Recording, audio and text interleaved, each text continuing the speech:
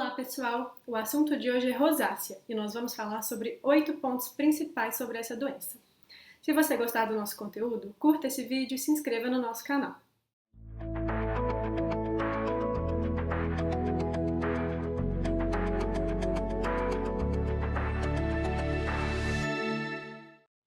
A rosácea é uma doença dermatológica comum e de curso crônico, que pode ter várias manifestações cutâneas e oculares.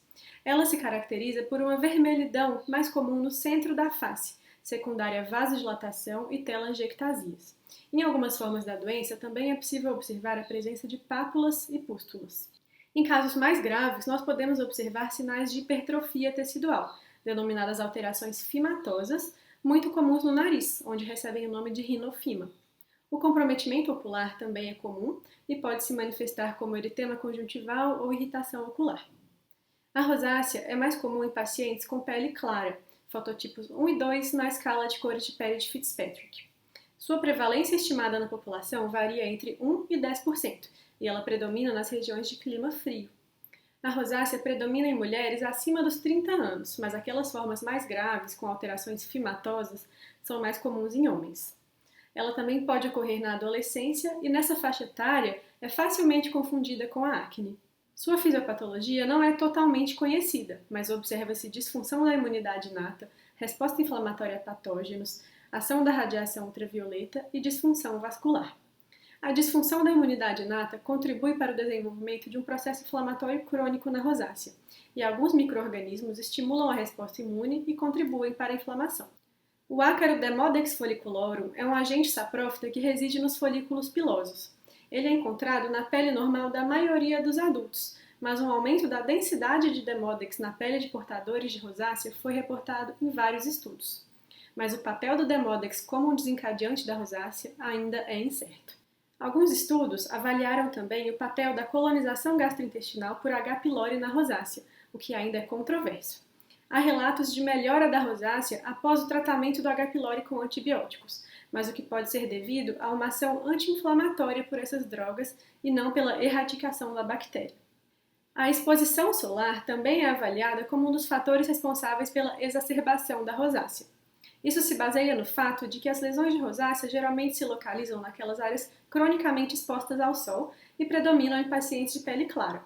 Outro ponto seria de que a radiação ultravioleta estimula a produção do fator de crescimento endotelial, o VEGF, que vai estimular a angiogênese e a produção de espécies reativas de oxigênio, estimulando a resposta imune. A hiperreatividade vascular e a desregulação dos mecanismos de controle térmico são outros fatores associados, e a ocorrência de episódios de vermelhidão na face, denominados flushing, são comuns. Além disso, é possível que haja um componente genético na rosácea, e comumente a história familiar positiva. Isso pode ser devido a polimorfismos do gene VEGF, mas ainda são necessários mais estudos. A rosácea pode ser classificada clinicamente em 4 subtipos, que muitas vezes se sobrepõem. São a rosácea eritemato-telangiectásica, a rosácea papulopustulosa, a rosácea fimatosa e a rosácea ocular. As características mais importantes da rosácea são eritema centrofacial, que é uma vermelhidão observada no nariz e nas bochechas, mas que também pode se estender a outras regiões, como porção lateral da face, orelhas, pescoço e tórax. Pápulas e pústulas, de predomínio também nessa região centrofacial, e essas lesões podem eventualmente ser confundidas com lesões de acne, mas um fator que auxilia na diferenciação é a presença de comedos na acne e a ausência dessas lesões na rosácea. O flushing é outra manifestação clínica importante, caracterizada pelo surgimento súbito e transitório de eritema facial, que pode ser acompanhado por sudorese e edema. As telangiectasias também são comumente vistas na rosácea, e elas são definidas como vasos sanguíneos visíveis na pele, principalmente nessa região central da face. Outra característica importante da rosácea, mas felizmente pouco comum, são as alterações fimatosas, que, como nós falamos, são comumente vistas no nariz, onde recebem o nome de rinofima, mas não são exclusivas dessa região. Podem ocorrer também na região mentoniana, na fronte e região malar. Os pacientes que desenvolvem essa forma de rosácea comumente têm também hiperplasia sebácea e uma pele mais oleosa. Essa forma é mais comum em homens, adultos ou idosos. As alterações oculares também são muito relevantes na rosácea, e ocorrem em até 50% dos casos.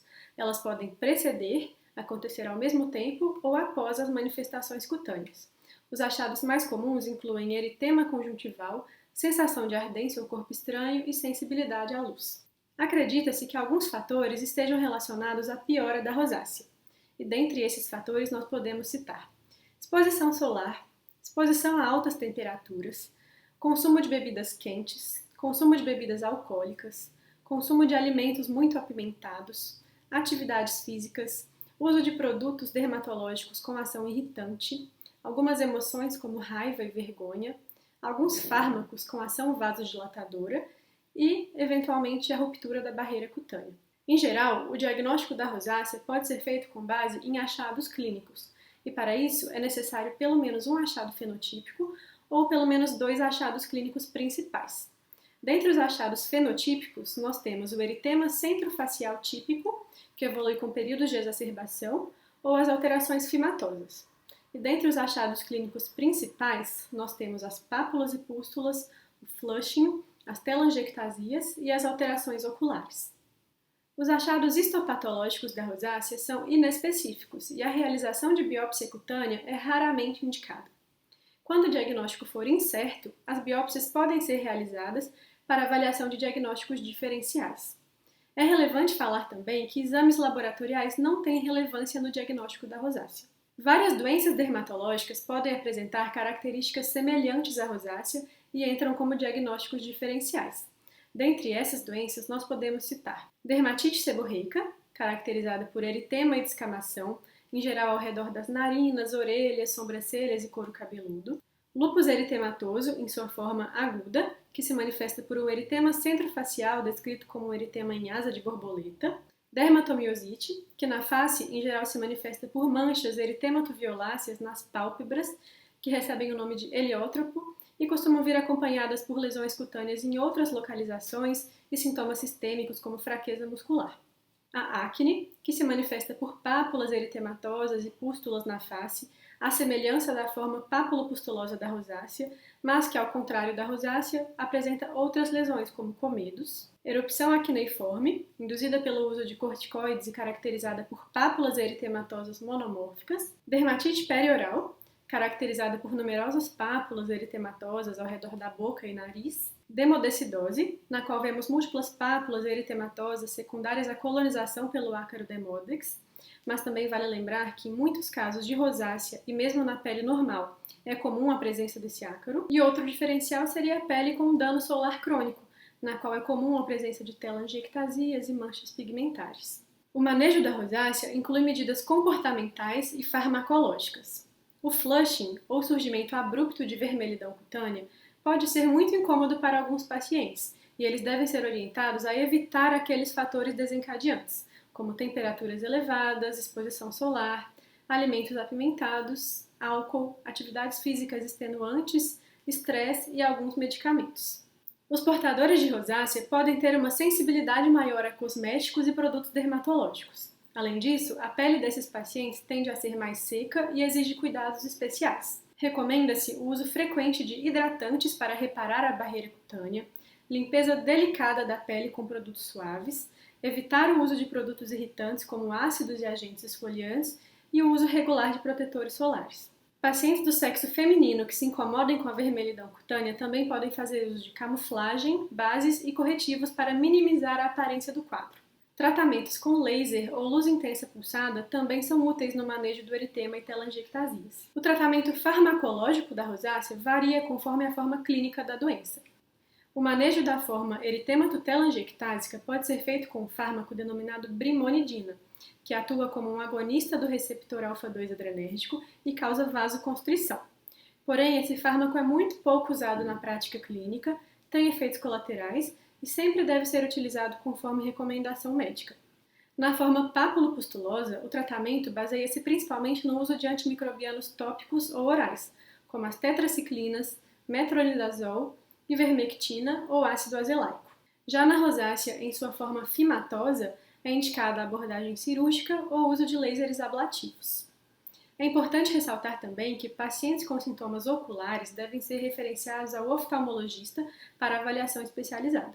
Então, pessoal, nós revisamos vários aspectos importantes da rosácea, uma condição comum que predomina em adultos de pele clara. A patogênese da rosácea não é totalmente conhecida, mas ela inclui disfunção da imunidade inata, resposta inflamatória a patógenos, exposição à radiação ultravioleta e hiperreatividade vascular. Os principais achados da rosácea são eritema centrofacial, pápulas, pústulas, flushing, alterações fimatosas e sintomas oculares. O envolvimento ocular é comum e ele pode ocorrer mesmo na ausência de lesões cutâneas. Pacientes com suspeita de rosácea ocular devem ser sempre referidos ao oftalmologista. Medidas gerais para a melhora do flushing e do eritema são muito úteis e os pacientes devem ser orientados a evitar aqueles fatores de piora, além de medidas para a restauração da barreira cutânea. Bom, pessoal, se vocês gostaram desse conteúdo, compartilhe com seus amigos, curta esse vídeo e se inscreva no nosso canal. Um abraço!